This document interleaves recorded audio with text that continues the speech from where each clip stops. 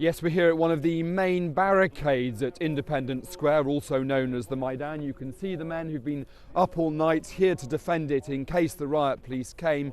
In the end, no police came last night compared to hundreds who'd come the previous night. Hundreds of riot police tried to come down this hill and were held back by a sea of protesters. So in the end, the protesters spent the night keeping themselves warm, and you can see down on the square also the main stage where hundreds have stayed overnight. You can hear the morning prayers. Hundreds of people there, I should say, even though it's only just after dawn.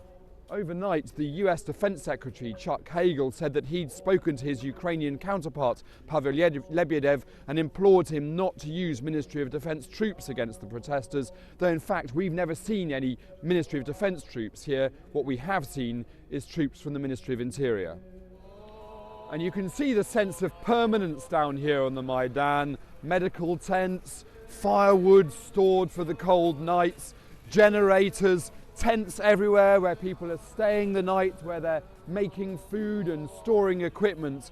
And as the people sit it out here on the Maidan, there is a movement towards trying to get some kind of negotiations going between the government and the leaders of the opposition. European diplomats are trying to encourage everyone to get around the table.